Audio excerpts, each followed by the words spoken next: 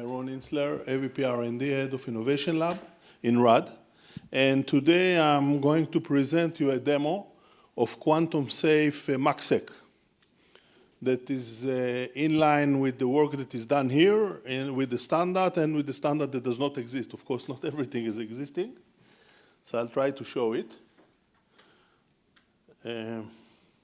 Okay, so what is the impact of quantum on encryption strengths? So on one hand, we have those asymmetrical protocols like Diffie-Hellman and RSA, which are compromised by quantum computers. So the solution that the industry found for that is a PQC algorithm that now are already, most of them finished to standardize by NIST and by IETF. On the other hand, there are symmetrical encryption, key exchange protocol and data exchange, like AES, GCM, and so on and so forth. So they are uncompromised by quantum. But still we have to make some changes, which is the key length. Here, some people say 128 is enough, some people say 256. It's not 100% clear, and there are some people who even say we'll need 512, which is not standardized. But we'll have to see. So if we look at the MACsec versus the IPsec in principle, the MACsec is built such that both the key derivation protocol, the key exchange, MKA, is symmetrical by definition, and the data itself is also symmetrical by definition. However, in the IPsec, the IKE v2 is not symmetrical. It uses public key in order to get a connection to the other side. So now the IETF makes some changes and uses a PQC protocol to solve it, like MLChem and another. And the data encryption was already symmetrical before, so MACsec is actually, I can say that MACsec is quantum safe, and IPsec now is becoming with the new standards. So if we look at another concept, when we look at what we call physical QKD versus digital QKD, what does that mean? On the left-hand side, we can see the quantum-resistant MACsec with QKD when we have a server, key server at the customer, whenever site you want to put it, that connect to another server with the photonic links. The photonic link is the one who actually exchanges the keys.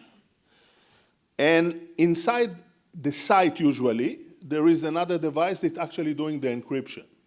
The connection between those devices is using ETSI-14. But one of the problems, the ETSI-14 is not quantum safe. So the device and the key server needs to be on the same DMZ. Otherwise, they will break the quantum. And they can produce a key, which is AES GCM 256, and then it can run. The only problem that is left is that there is no way to really no standard way to have the key symmetrical between the two devices, because you can ask the QKD server, in one side you get a key, but there's no guarantee that on the other side you get another key. Here, it's not standardized. You need to do some magic in order to make sure that it's aligned. The other way is what we are doing together with our partner, Akit, which actually have a symmetrical key orchestrator, and it's connected to agents in the devices. The agent can talk to the orchestrator and actually get key material. It doesn't get the key itself, it gets key material. And the agent can talk also between themselves with the PQC, everything is PQC safe, quantum safe, and actually exchange key material as well. So the agent have capability to create keys locally, and the keys are symmetrical between the devices. What is the advantage of that?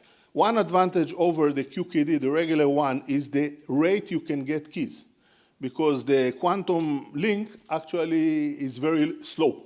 So you cannot get keys in very, very high rate. Again, I'm speaking about the standard. Maybe there are some companies that do tricks or whatever, but speaking about opposite the standard.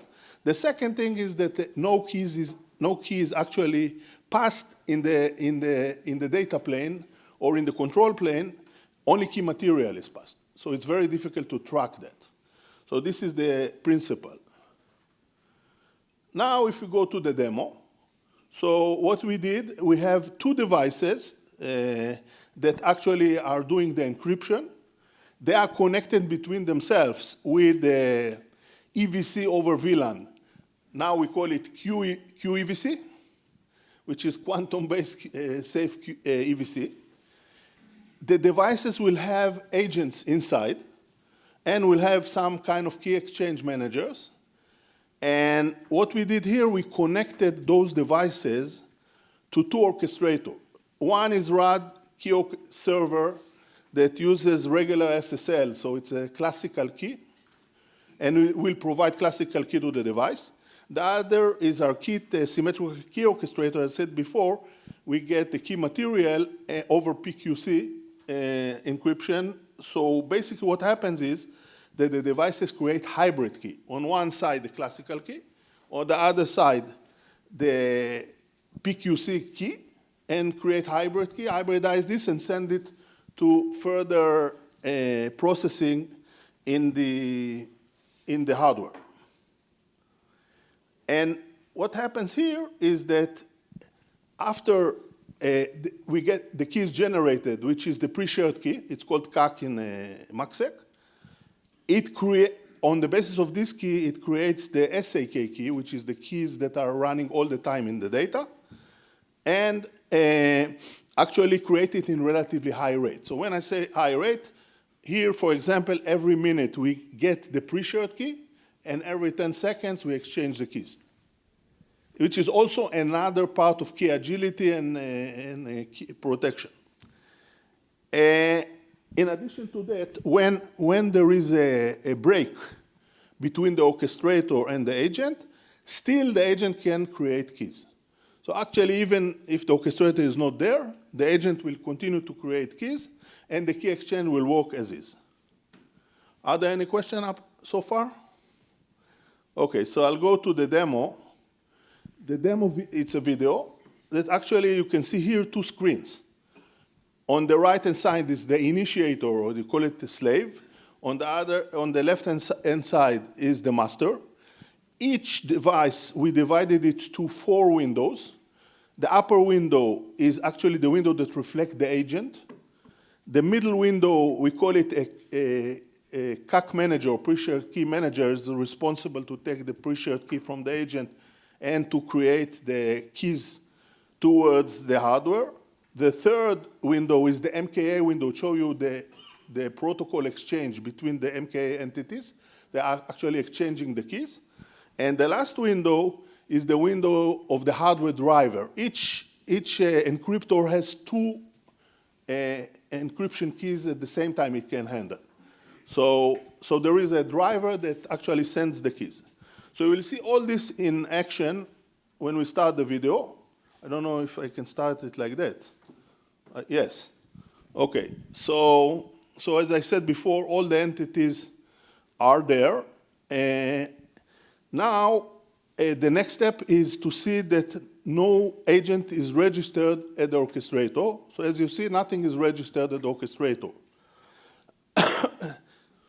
We go and start the agents now in the upper windows of each side. And then it creates a connection to the orchestrator.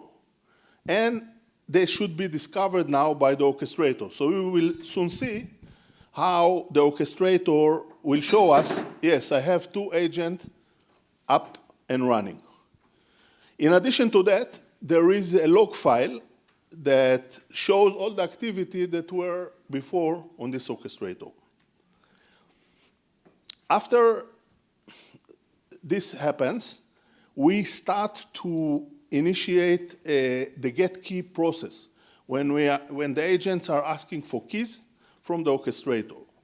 So you can see that down the MKA window, the third one, is exchanging keys. And here you can see 3 keys that are coming on the upper windows, which are, one of them, the last one, is the hybridized key that is coming. And you can see that the hybridized key is the same value as the key in the CAC window. And the keys are exchanged between the devices using the MKA, and at the end, the driver will send 2 symmetrical keys to each side. So you can see that the keys are the same. And now we have the hardware running with the encryption with the symmetrical key. After that, we see that the orchestrator was disconnected, and still the keys are sent to the devices. And you can see that the CAC window and the keys up are the same. The MKA is transferring the keys to the other side.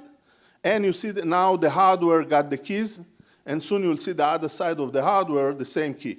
So now, even though there's no connection to the orchestrator, the keys are the same, still running. And when we restore it back, we can see that everything will connect back to the orchestrator, but still the keys are not affected. This is the demo. If there are any questions, any comments? Yes. Just a curiosity. Yes. Why did you choose to do a hybrid key? Because, Symmetric could have been already enough. what? The symmetric one could have been. Yes, the symmetric is enough, but people tend not to count on one key. So I want two different keys. Maybe the PQC is not good enough, maybe the other is not good enough. So I want hybrid. Are you exporting the key back to the orchestrator? No, no. Because the key actually that is used, the orchestrator actually sending the pre-shared key. Then from there we generate the keys. It's not the same. So, and I don't think there is a need. You saw that everybody can do its own key. So we don't need that.